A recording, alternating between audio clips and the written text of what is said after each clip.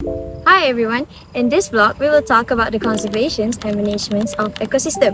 So conserving ecosystems and managing human population growth are vital for maintaining the balance of our planet's natural environments.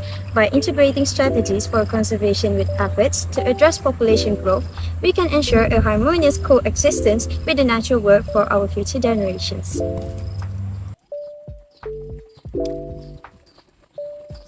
First, I will talk about the characteristics and differences between exponential and logistic growth patterns. In exponential growth, the population increases at a constant rate, leading to rapid and controlled growth. The population size increases by the same proportion in each time interval, resulting in a J-shaped curve. Logistic growth follows an S-shaped curve, takes into account and carrying capacity of the environment. The population growth rate slows down as it approaches the carrying capacity, resulting in a more controlled and sustainable growth.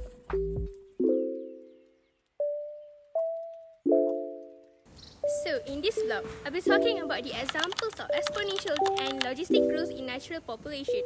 So, exponential growth is a bacteria in nutrient-rich environment, certain insect population in the absence of predator. The second one is logistic growth. Logistic growth is the most animal and plant population where growth is limited by resources, predation, or other environmental factors.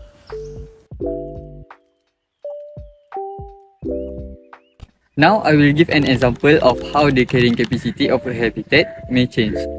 So let's imagine a college campus as a habitat for students. And the carrying capacity of the campus is like the maximum number of students it can comfortably support. If more students enroll without enough classroom, dorm or resources like food and study spaces, it can strain the campus carrying capacity, and this can lead to overcrowding, limited resources, and a decrease in the quality of education and campus life. Just like how changes in the environment can affect the carrying capacity of a habitat for animals, change in campus resources and facilities also can impact the carrying capacity of a college for its students.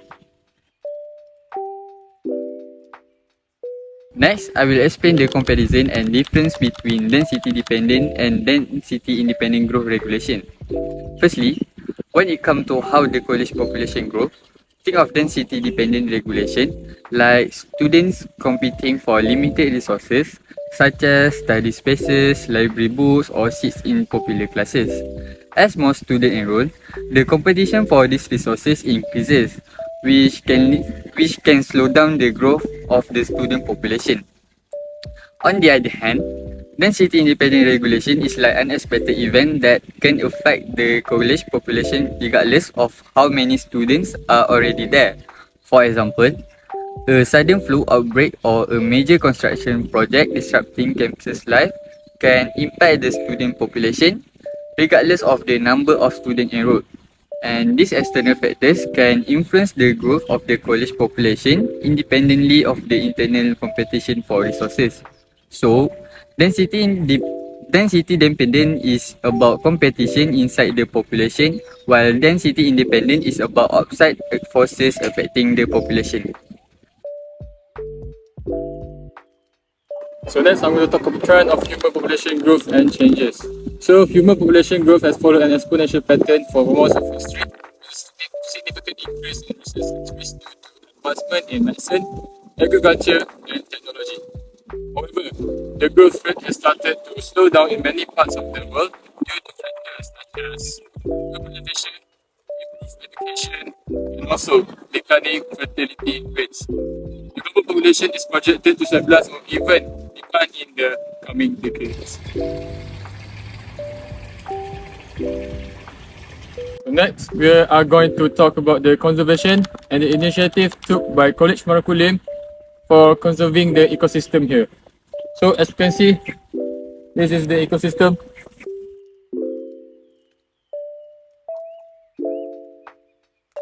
So as you can see, the initiative took by College Marakulim was to turn this natural river into a large sewer that can still be used as a habitat for the aquatic animals, and also making sure the ecosystem in College Marakulim still will be preserved.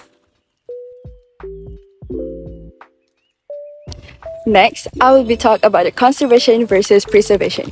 Conservation aims to manage natural resources in a sustainable manner, allowing for responsible use and development while maintaining ecological balance. Preservation, on the other hand, focuses on protecting natural areas and ecosystems from any human interference with the goal of maintaining them in their pristine state.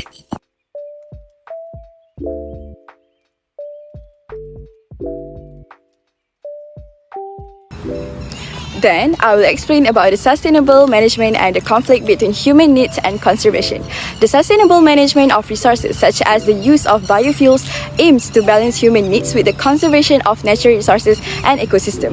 This involves the development of technologies and practices that minimize the impact on the environment while still meeting the demands of a growing human population. The goal is to find a way to utilize resources in a manner that is ecologically sustainable and meets the needs of both human and non-human species. So, lastly, in this blog, I'll be talking about how balancing the conflict between conservation and human. So, first of all, by implementing a policies that regulation that protect sensitive ecosystem while allowing for sustainable resources use and development. So, the second one is by engaging with local communities to understand their needs and find mutual beneficial solution.